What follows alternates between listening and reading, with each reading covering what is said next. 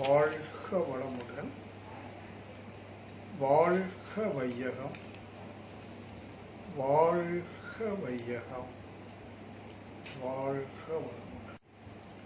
குருவின் திருவடி போற்றி. அன்பு சகோதர சகோதரிகளே, தொடர்ந்து உங்களை எல்லாம் மாலை வேளையில் ஒரு சேர சந்தித்துக் கொள்வதிலே மிக்க மகிழ்ச்சி. ஆங்காங்கே தனித்தனியாக அமர்ந்திருந்தாலும் இணைந்துதான் இருக்கிறோம் என்கிற உணர்வு நம் அனைவருக்கும் இருக்கிறது. உங்கள் அனைவருக்கும் இனிய மாலை வணக்கமும் நல் வாழ்த்துக்கள். ஒரே இலக்கை நோக்கி நாம் அனைவரும் விரைவாக நகர்ந்து கொண்டிருக்கின்றோம். அது என்ன இலக்கு என்று சொன்னால் இறைவன். உண்மையை நோக்கி ஒரு நகர்தல். இது எப்போது சாத்தியமாகும் என்றால், என்று 100க்கு 100 அமைதியில் நிலைக்கின்றோம், அப்போது அது சாத்தியமாகும். அந்த அனுபவம் மெய் அனுபவம், மெய்ப்பொருள் உணர்வு அல்லது தன் உணர்வு, சத்திய உணர்வு என்றெல்லாம் சொல்லலாம். அந்த நிலையை அடைவதற்கு தவத்தில் கூட சிவகலம், மனோன்மணி, இன்னும் அமைதி தவம் என்கிற ஒரு தவம் மிக எளிதானது. தீட்சை எடுக்காதவர்கள் கூட அந்த நிலையை அடைய முடியும் ஒரு சிறு முயற்சியினால. இப்போ சென்ற பல வருடங்களாக நாம் சந்திக்கிற இடங்களில் எல்லாம் இந்த அமைதி தவத்தை அறிமுகப்படுத்தியிருக்கின்றோம். இன்னும் சொன்னா அதற்கு அதிமுக்கியம் கொடுக்கிறோம். காரணம், அந்த அமைதியில தான் இயற்கையினுடைய ரகசியமே அடங்கி இருக்கு. ஒரு மரத்தின் ரகசியம் விதையில் அடங்கியிருப்பது போல இந்த பிரபஞ்ச தோற்றத்தின் ரகசியமே அந்த அமைதியில தான் அடக்கமாக இருக்கு. இறைவன் கூட எங்கே இருக்கிறான் என்று கேட்டீர்களே, ஆனால் அமைதியில் தான் இருக்கிறார். இயேசு மகான் ஒரு இடத்துல அதை சிறப்பாக குறிப்பிடுகிறார். எங்கு தெய்வம் என்ற கேள்விக்கு அமைதியில் இறைவன் உரைகிறான், 3 வார்த்தைகள். அதுல உண்மையை அப்படியே சொல்ற, அமைதியில் இறைவன் உரைகிறான். அப்போ என்ன வேணும்? அமைதியை நோக்கி நகரணும், அமைதியில நிலைக்கணும். அந்த அமைதியான இடத்துல இயக்கம் இல்லை, அசைவு இல்லை. அது அசைவில்லாத காரணத்தினால அந்த அமைதி எல்லையற்றதாக நிசப்தமாக அமையுது. உங்களுக்கு தெரியும், எங்கு அசைவு இருக்கிறதோ அங்கு சப்தம் இருக்கும் இல்லையா? இயக்கம் இருக்குமானால் அங்கு சப்தம் இருக்கும். இப்போ இந்த பிரபஞ்சத்தை பார்த்தீங்கன்னா, அணு முதலாக அண்டம் ஈராக உள்ள அனைத்து தோற்றங்களும் சுழன்று இயங்கிக் கொண்டே இருக்கு. அப்போ ஒரு சப்தம் அங்க வெளிப்படும். பூமியின் சுழற்சியினால, சூரியனின் சுழற்சியினால, அனைத்து நட்சத்திரங்களின் சுழற்சியினால, ஒவ்வொரு விண்துகளின் சுழற்சியினால ஒரு ஒட்டுமொத்த சப்தம் பிரபஞ்சம் முழுவதும் நிரம்பி இருக்கணும். அப்படிதானே இருக்கு. அதைத்தான் இந்திய நாட்டு கலாச்சாரத்தில் பிரணவம் என்று சொன்னார், ஓங்காரம் என்று சொன்னார். அங்க ஒரு சப்தம் கேட்டுக்கொண்டே இருக்குது, ஆனா நம்ம காதால கேட்க முடியாது. அந்த பிரணவம் என்று நாம எதை இங்கு குறிப்பிடுகிறோமோ அதே விஷயத்த பைபிள்லையும் சொல்லப்பட்டிருக்கு. நல்லா கவனிக்கணும். எல்லா மகான்களும் அதை உணர்ந்திருக்காங்க என்பதற்காக சொல்றேன். இயேசுவும் அதை உணர்ந்திருக்கிறார். அவங்க அதை குறிப்பிடுகிற போது ஆதியில் ஒரு வார்த்தை இருந்தது, அது தேவனிடத்தில் இருந்தது, அது தேவனாகவே இருந்தது. எதை சொல்றாங்கன்னா இதே ஓங்காரத்தை தான் சொல்றாங்க. அப்போ நம்ம இங்க இந்திய நாட்டு கலாச்சாரத்துல மகாவிஷ்ணு என்ற ஒரு உருவத்தை காட்டி ஒரு கையில சக்கரம் மற்றொரு கையில சங்கு கொடுத்தாங்க. என்ன சிம்பாலிக் என்று கேட்டீங்கன்னா, சக்கரம் சுழலுது, சப்தம் எழுது. அதாவது அணு சுழற்சியா சுழல்கிற போது, சக்கரம் போல சுழலும் போது ஒரு நாதம் பிறக்கும், சங்கு நாதம். அந்த நாத பிரம்மம் என்று கூட சொல்றது உண்டு. அப்போ இயக்கம், இயக்கத்தினால ஒரு நாதம். இன்னொன்று, எங்கு இயக்கம் இருக்கோ அது எல்லைக்கு உட்பட்டு இருக்கும். பிரபஞ்சம் எல்லைக்கு உட்பட்டு தான் இருக்கு, அணுவும் எல்லைக்கு உட்பட்டு தான் இருக்கு. அப்ப எங்கு இயக்கம் இல்லையோ அங்கு நாதமும் இல்லை, எல்லையும் இல்லை. அதுதான் அல்டிமேட். அப்போ இயக்கம் இல்லாத இடத்துல சப்தம் இல்லை, எல்லையும் இல்லை. ஆனால் மனம் என்பதோ இயங்கிக் கொண்டே இருக்குது. மனதிற்குள்ள இயக்கமும் இருக்கு, அந்த இயக்கத்தினால சப்தமும் இருக்கு. உங்களுக்குள்ள பாருங்க, எப்பவுமே ஒரு சப்தம், எண்ணங்களால ஒரு பெரிய, அந்த சப்தம் கூட சொல்ல முடியாது, ஒரு பெரிய ஆர்குமெண்ட், நமக்குள்ளேயே ஒரு ஆர்குமெண்ட், விவாதம் நடந்துகிட்டே இருக்குது. சிலருடைய மனசுல பெரிய போராட்டமே நடந்துட்டு இருக்கும். மனம் என்பது ஒரு எல்லைக்குட்பட்ட ஒரு பேர் இயக்கம், அங்கு சப்தம் இருக்கும். ஆனா எப்போ நாம ஒரு முயற்சியின் மூலமா அதே மனதிற்குள்ளாக சப்தங்கள் எல்லாம் கடந்து கடந்து நிசப்தம் என்ற நிலை அடைகிறோமோ, அதாவது அமைதி அடைகிறோமோ, அப்போ இயக்கம் நின்று விடும். எப்போ இயக்கம் நிற்கிறதோ அப்போ அது எல்லையற்றதாக மாறி. தெய்வம் எல்லையற்றது. ஆகையினால்தான் நான் அடிக்கடி இந்த அமைதி தவத்திற்கு ஒரு முக்கியத்துவம் கொடுத்து கொஞ்சம் கொஞ்சமா சில பல யுக்திகளை கையாண்டு அந்த அமைதி நோக்கி எவ்வாறு நகர்வது. அந்த அமைதியில கூட லேயர்ஸ் இருக்கு, அதாவது பலவிதமான படித்தளங்கள். சாதா அமைதி, இன்னும் கொஞ்சம், இன்னும் மேல, கடைசியில் ஆழ்ந்த அமைதி, பேரமைதி என்று சொல்றோம். அங்குதான் இறை அனுபவம் கிட்டும். நல்லா புரிந்து கொள்ளும்.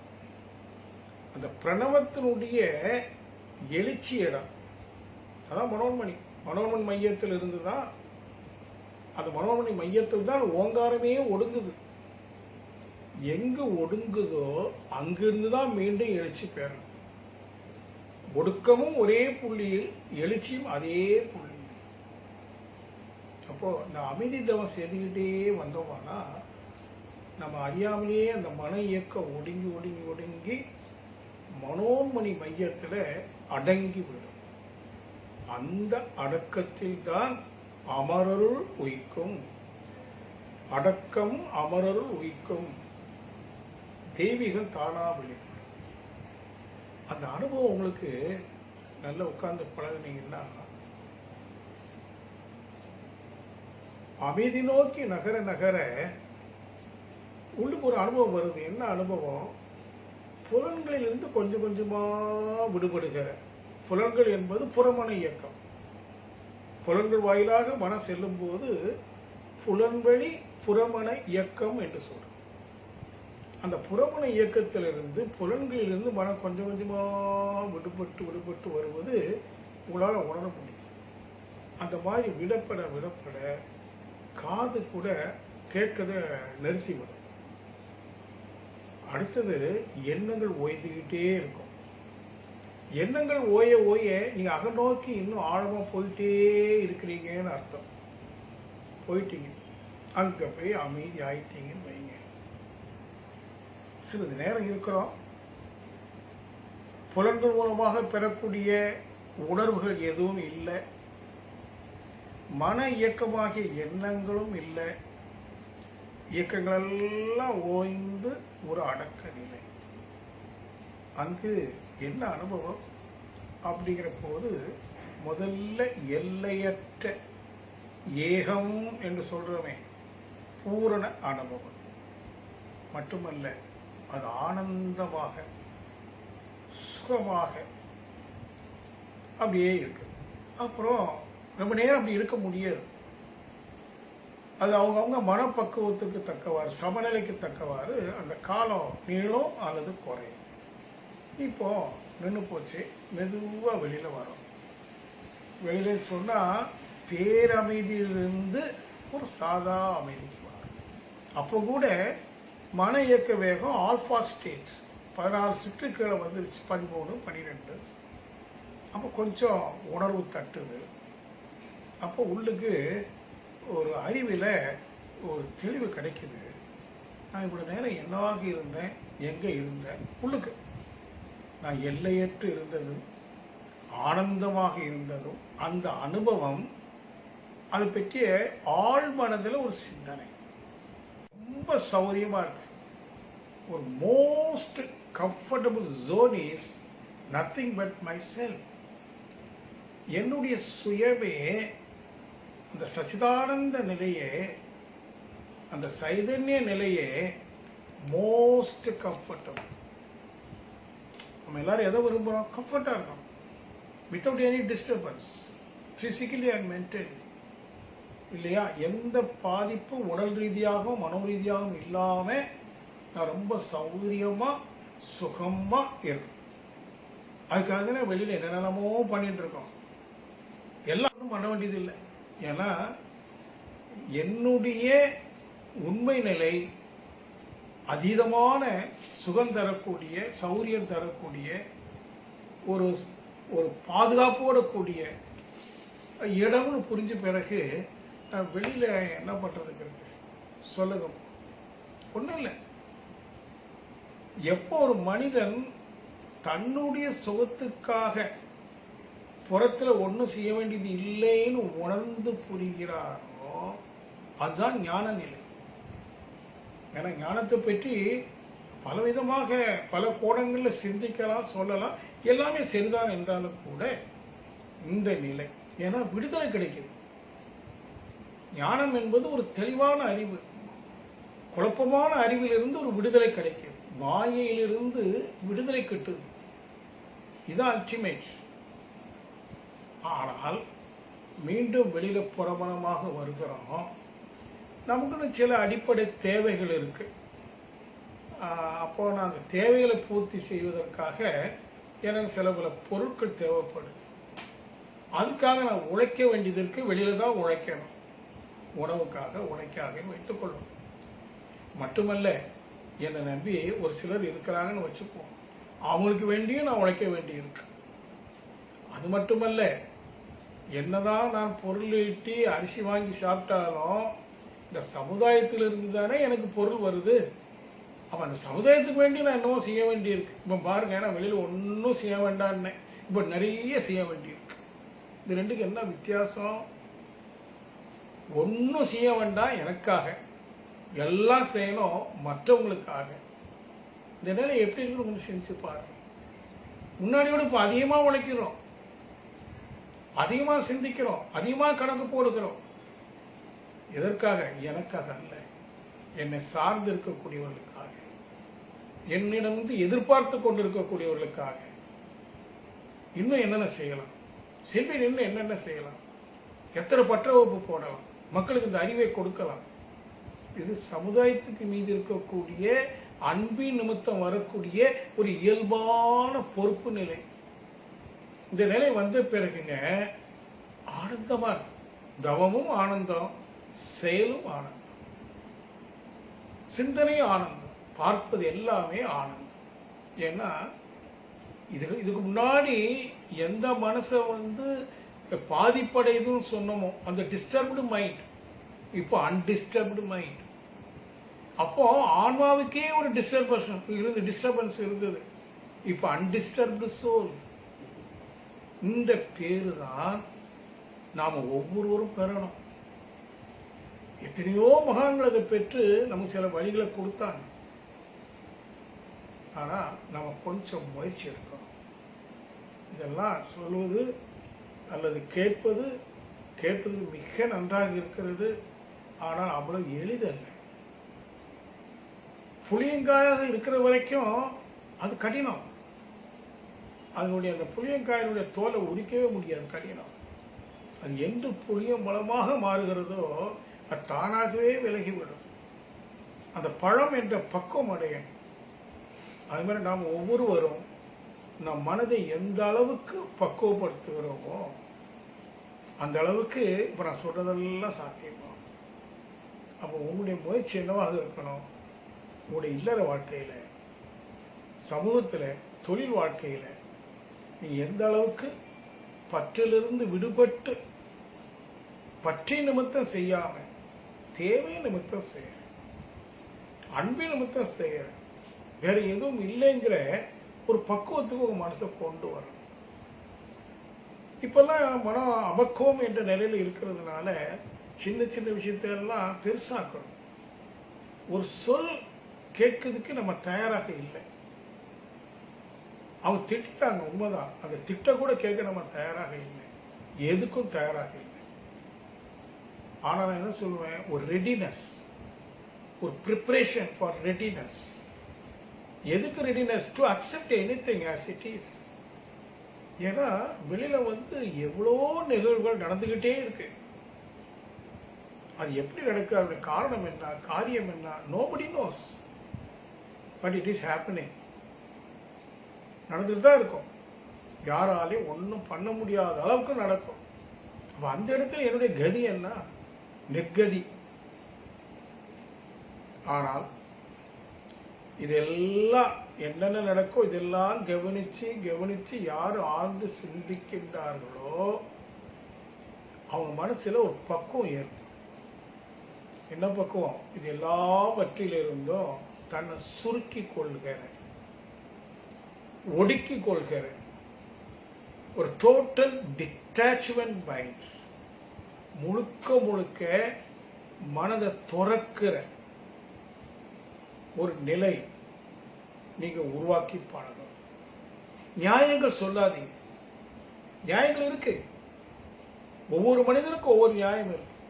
இன்னைக்கு இந்த உலகத்தில் 700 கோடி மக்களுக்கு மேலாக இருக்கிறாங்கன்னா 700 கோடி நியாயங்கள் இருக்கு.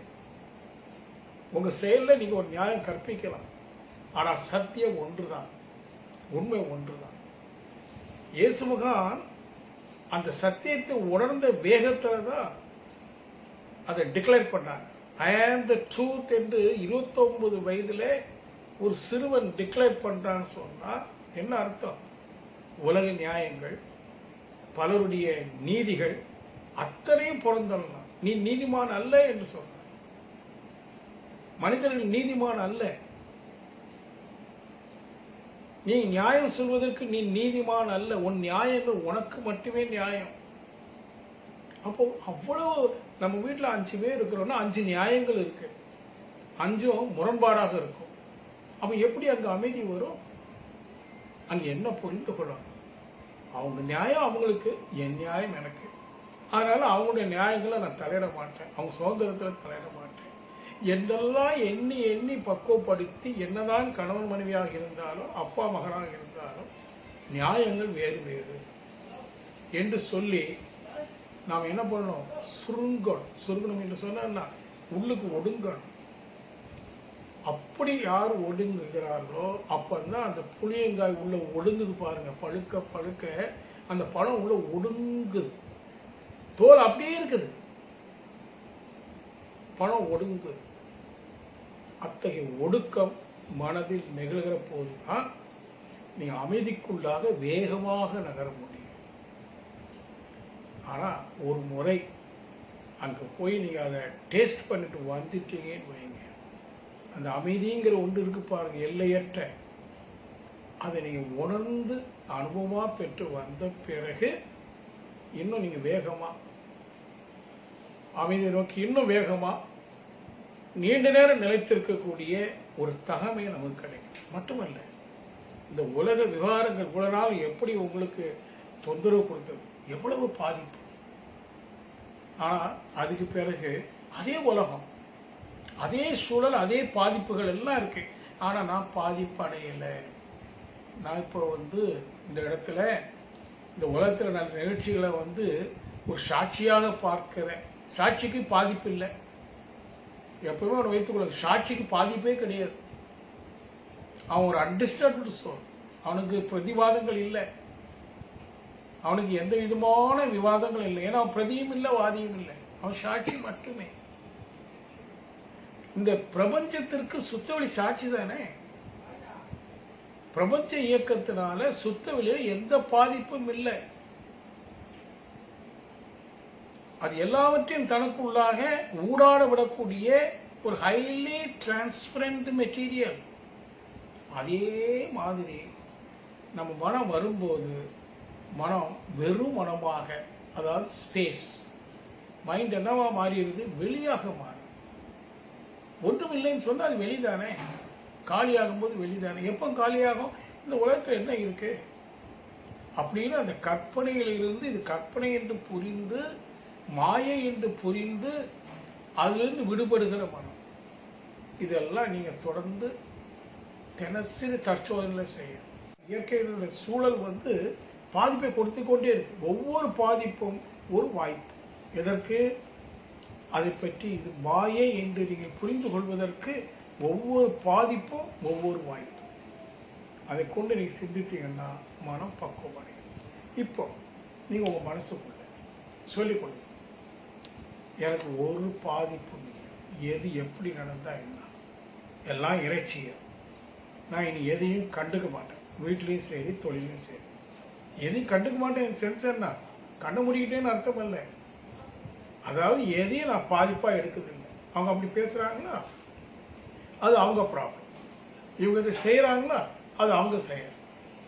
நான் என்ன பண்றேன், நான் என்ன செய்யணும், ஏன் செய்யல, நான் தெரிந்து செய்யறேன்னா, திருத்தமா செய்யறேன்னா, எனக்காக மட்டும் இல்லை பிறர்க்காகவும் செய்யறேன்னா அப்படின்னு பார்த்து உங்க வீட்டுக்குள்ள கணவன் மனைவி குழந்தைகள் மாமனார் மாமியார் ஒரு கூட்டு குடும்பம் ஏதோ சில நண்பர்கள் போறாங்க. அப்ப அங்க எப்படி இன்முகத்தோடு இன்சொல் பாராட்டி நான் எப்படி எல்லாவற்றையும் அரவணைத்து செல்லணும். நீங்க ஒண்ணு வச்சுக்கொள்ளுங்க மனசுல. நான் இந்த இடத்துல அழுத்தமா சொல்றேன், நீங்களும் நானும் யாருன்னு நினைக்கிறீங்க? இந்த உடலுக்கு தான் மனிதன் என்று பெயர். ஆனால் உங்களுக்கு எனக்கு என்ன பேர் தெரியுமா? இறைவன் என்று பெயர். நான் இறைவன். நல்ல அழுத்தமா உங்களுக்குள்ள சொல்லுங்க, நான் இறைவன். இறைவனாகிய நான் இப்போது எண்ணங்களால் எழுச்சி பெற்று செயல்பட புரிந்து கொண்டிருக்கிறேன் அப்படின்னு உங்களை நினைச்சிட்டு, அப்போ ஒரு இறைவன் ஒரு விஷயத்தை நினைத்தால் அது காரியம் கட்டாயம் நடக்கும்.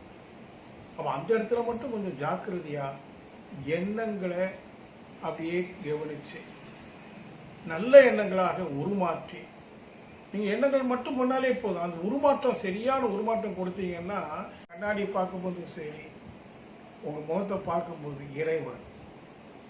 உறுதியா சொல்லுங்க, நான் இறைவன். என்ற சில பல குற்றங்கள் இருக்கலாம். இப்ப என்னுடைய கடமை அந்த குற்றங்கள் எல்லாம் களைவது, என்ன திருத்துவது. நான் திருந்த திருந்த திருந்த நான் இறைவன் என்றால் சுத்த சைதன்ய பெருநிதி, தனக்கு ஊமையில்லாத நிலை. உங்களுக்குள்ள எனக்கு வார்த்தைகள் வரல, என்ன நடக்குது உங்களுக்கு மட்டுமே தான் தெரியும். நீங்க எப்போ உங்களை உறுதியா நான் இறைவனே, இறைவன் குற்றம் செய்வானா, தவறு செய்வானா, இறைவன் சிறுமைகள் இருக்கலாமா அப்படின்னு உங்களுக்குள்ளே பேசுங்க. நான் இறைவன் அல்லவா, என்னிட எப்படி சிறுமைகள் இருக்க முடியும், இருக்க கூடும். இல்லை, என்கிட்ட சிறுமை இல்லை. மகரிஷி இறைவனை பற்றி சொல்கிற போது சூழ்ந்தழுத்து மாற்றல் என்று சொன்னார் இல்லையா?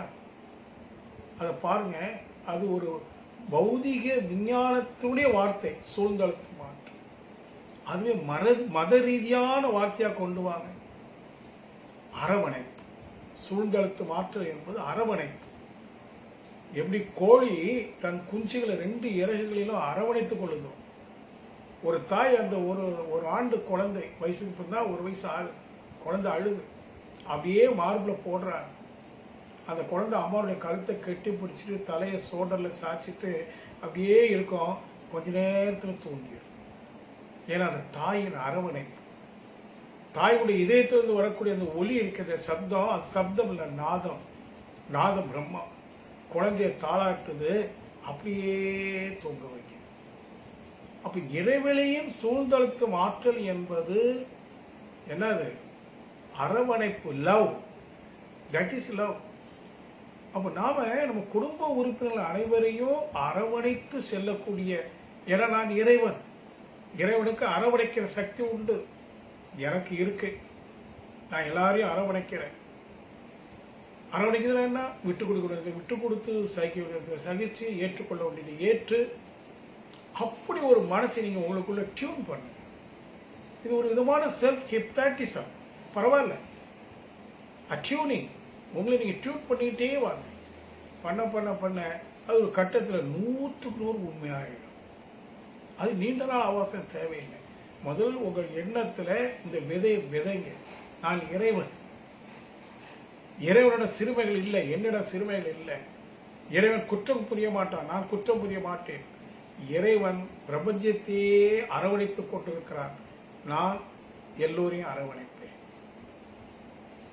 அப்படின்னு உங்களுக்குள்ள அடிக்கடி பேசிக்கிட்டே இருங்க. உண்மை அதுதான்.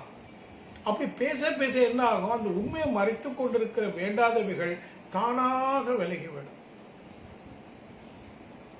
ஒரு நாள் வரும், அப்படியே உட்கார்ந்து தவத்துல உங்களை அறியாமலே கண்ணீர் கொட்டும். இது சோகத்தினால் வந்த கண்ணீர் அல்ல, உருகுதல். அந்த இறுகிய மனம் உருகி உருகி உருகி கண்ணீர் மல்கி உங்களுக்குள்ள முதல் முறையா அன்பினுடைய பொருள் உங்களுக்கு விளங்க ஆரம்பிக்கும். முதல் முறையா. ஏன்னா நீ உண்மையாகவே இறைவனாக மட்டுமே இருக்கிறீங்க. அந்த நான் இல்லவே இல்லை. இதுவரைக்கும் இருக்கிற நான் சிறுமைகளோடு கூடியது, கோப தாபங்களோடு கூடியது, கண்டாமினேட்டட் மைண்ட். இப்ப என்ன? சுத்த சைதன்ய பெருநிதி இறைவன், உறுதியா. அப்புறம் நீங்க பார்க்கறதெல்லாம் பிரகாசம். நீங்க பார்க்கிற அனைத்து தோற்றங்களும், அனைத்து ஜீவ இனங்களும் எல்லாமே எப்படி நீங்க உங்களை இறைவனாக பார்த்தீங்களோ அப்படியே அது எல்லாம் இறைவனாக பார்க்கிறேன். இதுதான் வீடு பேற்று நிலை. ஆகவே அன்பர்களே, ஒருபுறம் தன்னை ஆய்வு செய்வதன் மூலம் இதெல்லாம் பண்ணுங்க. இன்னொன்னு, நீ எத்தனை தவம் பண்ணாலும் தினசரி ஒரு சிறிது நேரம், ஜஸ்ட் 5 minutes, ஒரு 5 நிமிடம், எப்ப வேணாலும் அமைதி தவம் பண்ண. இப்ப நாம அந்த அமைதி தவம் பண்ண போறோம். அந்த மூலம் என்பது, மூலப்பொருள் என்பது ஆனந்தமயமானது, முழுமையானது. இதே முழுமையான வஸ்து தான் ஒவ்வொரு அணுவிலும் இருக்கு, ஒவ்வொரு தோற்றத்திலும், ஒவ்வொரு ஜீவ இனங்களிலும் இதே நிலைதான் இருக்கு. ஆனா பெரும்பாலான மக்கள் தன்னுடைய சுத்த சைதன்ய நிலையை உணராத காரணத்தினால, அறியாத காரணத்தினால தங்களை வேற்றுமைப்படுத்திக் கொள்றாங்க.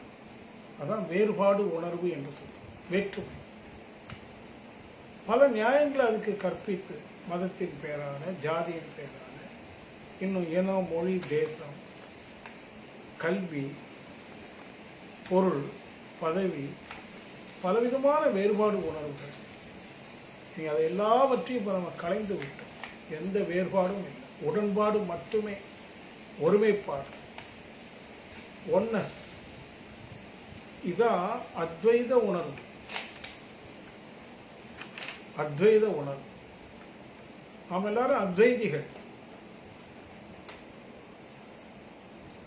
அத்வைதம் என்றால் இரண்டு அல்ல, ஏகம். எல்லாம் இணைந்து ஒரே முழுமையான வஸ்து, முழு முதற் பொருள், முழுமையான முதன்மையான பொருள். எல்லாம் முழுமையானது, முதன்மையானது. எதுவும் சிறுமை அல்ல, வேறுபாடு அல்ல. எதுவும் முன்பின் அல்ல, ஏற்றத்தாழ்வு இல்லை. இயற்கையில இல்லை, முன்பின் இல்லை, ஏற்றத்தாழ்வு இல்லை, அது இது இல்லை. முழுமை மட்டும். ஏக பரபிரம்மம் அப்படிங்கிறத நீங்க அடிக்கடி மனசுல அப்படியே நினைவு கூறுங்கன்னா இது வந்துடும். யாதும் ஊரே யாவரும் கேளில் வந்து போ, எல்லோரும் இன்புற்றிருக்க நினைப்பதல்லாமல் வேறொன்றும் அறியேன் பராபரமே வந்து போ. மொத்தத்திலே எல்லை கட்டிய உணர்வு அகன்று விடும். இதுதான் அத்வைத உணர்வு. இந்த பெருநிலை அடைவதற்காகத்தான் நாம ஒரு பெரிய முயற்சியை மனவளக்கலை என்ற பெயரால, ஏன்னா பக்குவம் அடையணுமே.